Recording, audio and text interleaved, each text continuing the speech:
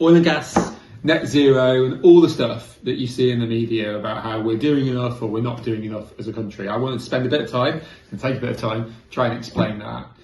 We had a bill in Parliament a little while ago, the Petroleum Licensing Bill, which is about making sure that we still take oil and gas from the North Sea over the coming decades ahead. And that's caused a big argument for reasons I don't really understand, where there's a group of people saying we must not take any more oil and gas from the North Sea, and a group of people like me who say that it's reasonable and proportionate to do so. Here's the facts that you need to know. If anybody tells you that the United Kingdom is not doing its bit for net zero, they are wrong. The United Kingdom has nearly halved carbon emissions over the past 30 years under governments of all parties, and that includes reductions in recent years too. So we have a good track record. In fact, we don't just have a good track record, we have the best track record of any Western democracy by far all across the world. We are the world leader in reducing emissions. We've almost entirely eliminated coal, and we're making good progress on renewables. On a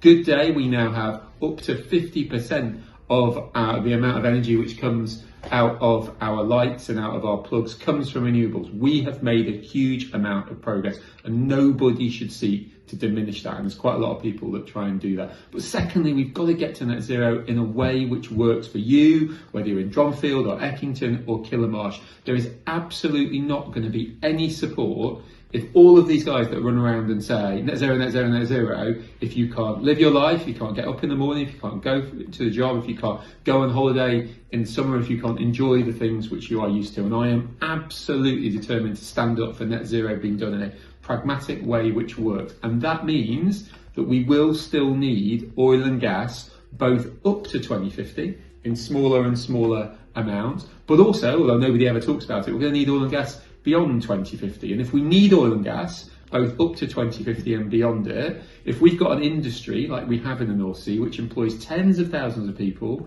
brings in billions of pounds into the exchequer in revenue, and that's billions of pounds which can be used on energy support and other things, public services, then we need to protect it. And that's why I voted for this bill. It's why I think we should still have a domestic oil and gas industry in the North Sea, and why I'll continue to vote for it. And I'll have no time for these people who say we have to shut it down. And so beyond 2050, there's going to be some processes which still need oil and gas. We should still therefore pull it out of the ground. We still need those processes to live. And then the idea is you capture the carbon bit of it at the end and you store it so it doesn't go into the atmosphere. So all of this has been worked on. All of this has been thought through. Do not listen to the people who shout really loudly about all of this. We have got a great track record. We're making progress right now, and we've got a plan to get to where we need to get to. But it will require oil and gas. Anybody who says it doesn't is not telling the truth. And I'm going to continue to vote to make sure that we protect an industry which provides billions of pounds of revenue that we can spend on public services